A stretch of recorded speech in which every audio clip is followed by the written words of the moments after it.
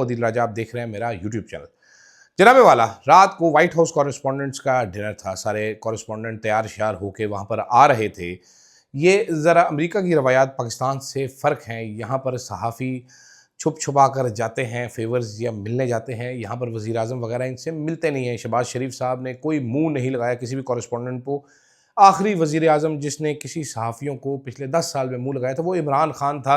लेकिन ये सहाफ़ी कुत्तों की तरह इमरान खान को पढ़ते थे। कोई कहता था मैं गिरबान पकड़ूँगा, कोई क्या कहता था, कोई क्या कहता था। अब ये औकात में रहते हैं क्योंकि शहबाज शरीफ साहब ना मिलते हैं, ना लिफ्ट कराते हैं, ना किसी सवाल का जवाब दिया, ना इनको अपने नज़दीक आने देते हैं। खैर, ट्रंप के उस डिनर में सहाफ़ी पहुँचे। वहाँ पर बहुत सारी चीज़ें आपको मिल जाएँगी। वहाँ पर एक ख़ातून हैं, डेबरा शायद वो सहाफ़ी हैं। उन्होंने अपनी एक सेल्फ़ी ली हुई थी खड़े होके व्हाइट हाउस कॉरेस्पॉन्डेंट डिनर्स पे पहले जाने से पहले। तो पीछे वो बंदा नज़र आ रहा है सूट पहन के खड़ा है जिसने फायरिंग की थी।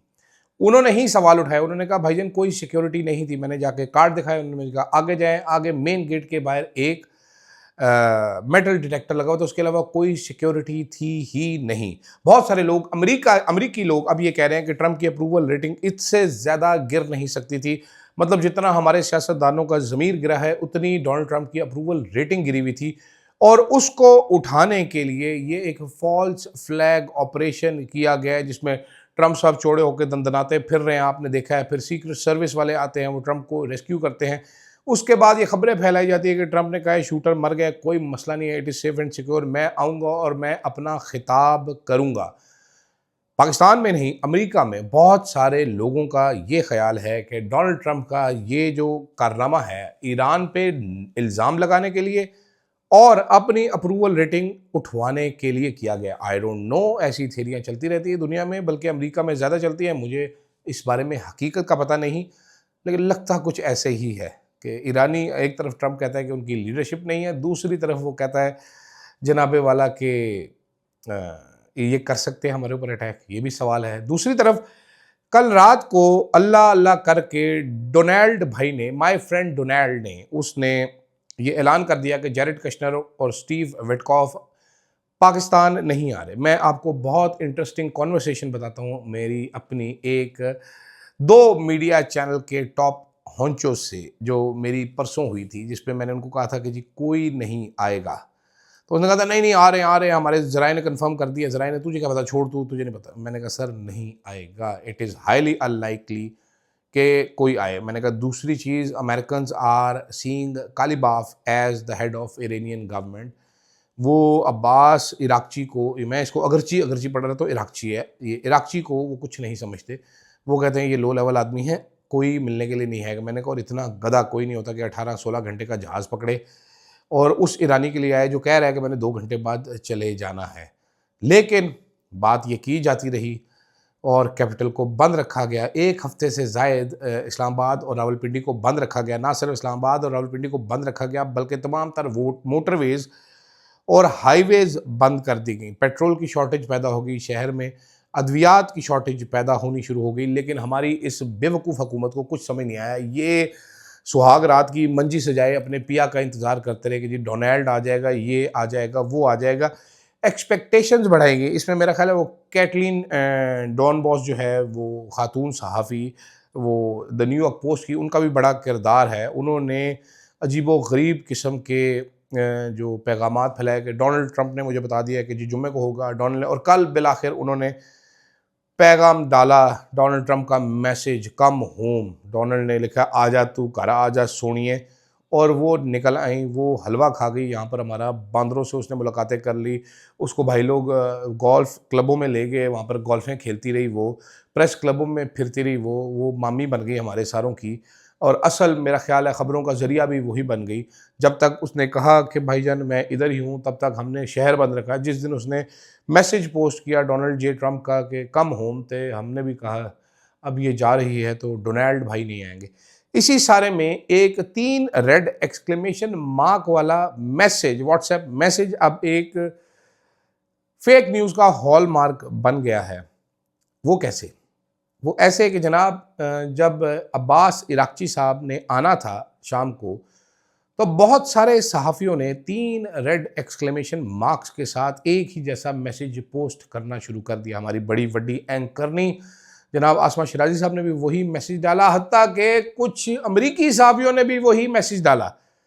मैंने कहा ये हमारी पहुँच अमेरिका तक है, हमारे व्हाट्सएप सहाफ़त की पहुँच अमेरिका तक है। पता ये चला कि क्योंकि अमरीकी यहाँ पर आते हैं, स्ट्रिंगर हायर करते हैं, लोकल को बंदा हायर करते हैं। तो उन सबको ये मैसेज फॉरवर्ड किया गया कि अब्बास इराक़ची आ रहा है और वो होगा, और एक्साइटमेंट की एक लहर फैल गई न्यूयॉर्क सर्कल में। उसामा बिन जावेद दोस्त है मेरे, अल जज़ीरा में होते हैं, उन्होंने भी यही मैसेज पोस्ट किया हुआ था, लेकिन उन्होंने एक्सक्लेमेशन मार्क हटा दिए थे क्योंकि वो शाणे हैं।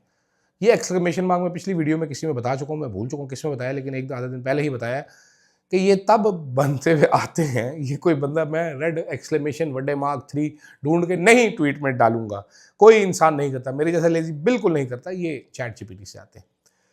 तो जनाबे वाला बहुत सारे लोग ये भी कह रहे हैं कि एक फेक न्यूज़ का तूफान मचा हुआ था। वहीं पर हमारे कुछ सहाफ़ी बज़िद हैं, वो कहते हैं डालें तुम्हें डिप्लोमेसी का पता ही नहीं है। डिप्लोमेसी होती है शैडोज़ में, छुप छुप के, इंटेंस डिप्लोमेसी हो रही है, हमने ये कर दिया, हमने वो कर दिया, इराक़ची इधर आया, अब वो ओमान जाएगा, वहाँ से वो मॉस्को जाएगा, हम ऐसे कर रहे हैं, हम ऐसे कर रहे हैं। बस अगले हफ्ता मिड वीक बड़ा अहम है। एक मेरे दोस्त कामरान यूसुफ हैं, कामरान यूसुफ को मैं 20 साल से तकरीबन 16, 17, 20 साल कह लीजिए, 20 साल से मैं उनको जानता हूँ। उन्होंने अपना स्टांस बरकरार रखा, उन्होंने कहा जो मुझे पता है वो किसी को नहीं पता, डिप्लोमेसी ऐसी होती नहीं, इसमें बड़ी गंभीरता है, इसमें बड़ी वो है, इसमें बड़ी ये है। इतनी गंभीरताएँ, इतनी वो ढूँढी उन्होंने, कल भी वो बज़िद रहे कि नहीं बस होने ही वाला है, होने ही वाला है, कुछ होने ही वाला है, कुछ नहीं हुआ। ये सारे फ़ॉरेन ऑफिस वाले साफ़ी हमें बताते रहे कि ये कोई दूसरी रिपोर्टिंग है, ये बड़ी ख़ास रिपोर्टिंग होती है, नेशनल सिक्योरिटी होती है, इसमें ये होता है, इसमें वो होता है। आखिर में सबको बेवकूफ़ बनाया गया रेड एक्सक्लेमेशन मार्क्स वाले मैसेज से।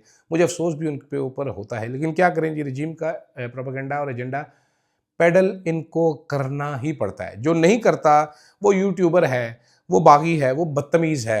ये भी प्रॉब्लम है। हमारा वो एक मुनाफिक बाबा है, कब्ज़ वाला बाबा, उसकी उम्मीद है मुझे कब्ज़ खुल गई होगी कल, उसको शिफा मिली होगी, लेकिन वो कब्ज़ी बाबे का ख़्याल है कि इमरान खान के तमाम मसाइल की वजह जो है वो पीटीआई के यूट्यूबर्स हैं। अब पीटीआई के यूट्यूबर्स कौन है? वकार मलिक हो गया जी, प्रो पीटीआई है, सबी काज़मी हो गया जी, प्रो पीटीआई है, शहजाद अकबर साहब हैं जी, शहबाज गिल साहब हैं जी, इमरान रियाज साहब हैं जी, वजाहत एस खान है, मोहित पीरज़ादा है, आदिल राजा को वो कहते हैं कि पीटीआई के यूट्यूबर्स हैं।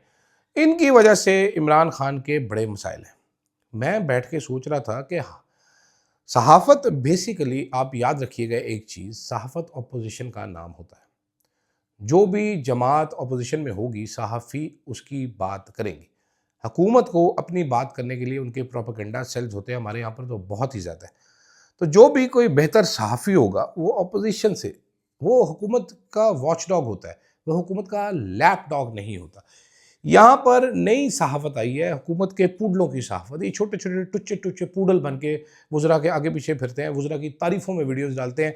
बाद में कहते हैं वज़ीर साहब ने कहा था हमारी एक वीडियो बना दो, तो मैंने वीडियो बना दी। तो इसका वो वज़ीर साहब के कहने पे हुआ है, ये सहाफ़ियों का काम नहीं हुआ करता था, ना आज है। लेकिन हमारे यहाँ पर माज़रत के साथ ऐसा है, मैं सवाल इनसे पूछना चाहता हूँ कि ये जो यूट्यूबर हैं, इनकी क्या वजह है जी कि इमरान खान जेल में है? ये इद्दत केस अंसार अब्बासी साहब इन्होंने बनवाया था, या ये तोशा खाना का पे दर पे तीसरा केस इन्होंने बनवाया था, या 190 मिलियन पाउंड का केस इन्होंने बनवाया था, उसमें वो पैसा है जिसमें पाकिस्तान को अरबों रुपए का फ़ायदा हुआ, वो पैसा जो शहबाज शरीफ साहब अभी अपने पास रख कर बैठे हुए हैं, ये केसेस किसने बनवाए थे चोई साहब? ज़रा ये तो बता दें, आप बड़े बड़े सहाफ़ी हैं, आप तो अंदर और बाहर और आंतड़ियों की खबरें निकाल के देते हैं, हर किस्म की जाली खबर पर आपकी इजारादारी है, ये बता दीजिए ना। और जाली खबर मैं इसलिए कह रहा हूँ क्योंकि रऊफ़ क्लासरा साहब जो आपके दोस्त भी हैं, आपके हम उम्र भी हैं, उन्होंने एक किताब लिखी थी जिसमें आपका बताया था कि आपने लाहौर हाई कोर्ट के चीफ जस्टिस के कत्ल की झूठी खबरें शाया की थी, जिसके ऊपर एक कमीशन बनाया गया था और तमाम की तमाम खबरें झूठी साबित हुई थी। उन्होंने आपको झूठा करार दिया था। तो अगर आपने लड़ना हो तो उनसे जाके लड़िएगा। बाकी मुनाफिक तो ज़ाती तौर पे मैंने महसूस किया, आप बड़े खुद हैं। सवाल पूछना कहाँ से जुर्म है? ये लोग पता है क्या चाहते हैं? ये लोग कहते हैं कि जी आपको चपेड़ें पड़ रही हैं तो आप गांधी जी के बांदर बन जाए, दूसरा गाल भी आगे करें। ये लोग कह रहे हैं अगर आपकी दुबर पे छितर पड़ रहे हैं तो आप ये ना कहें कि मत मारो, आप कहें सर ज़रा जल्दी मारे ना, मैंने आगे भी जाना है।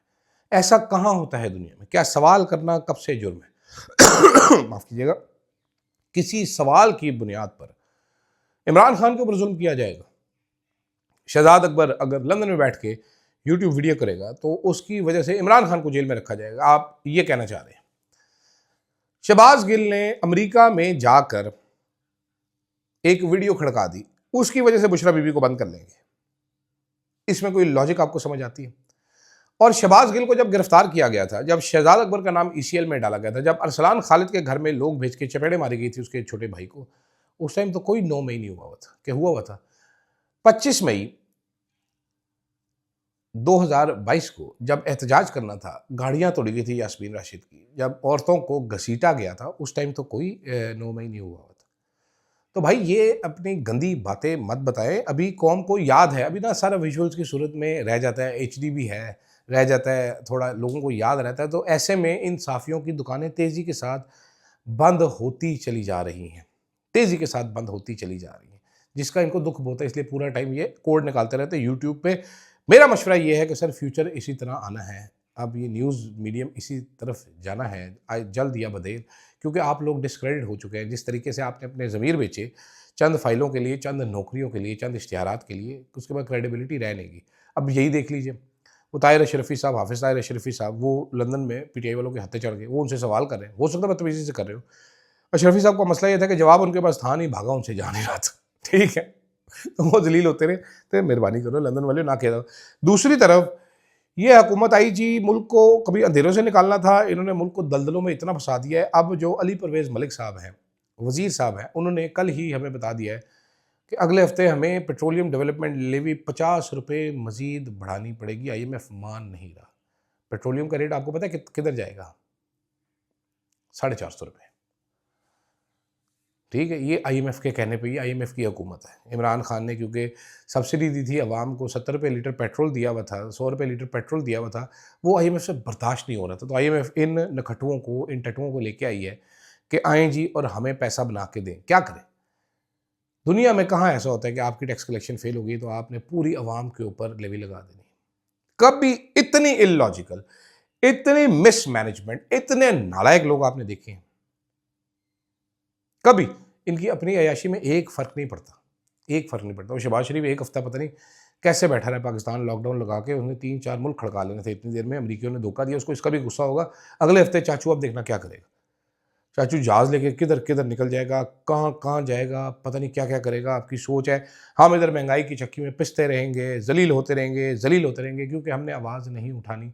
हम आवाज़ नहीं उठाएंगे, हम मारे जाएंगे।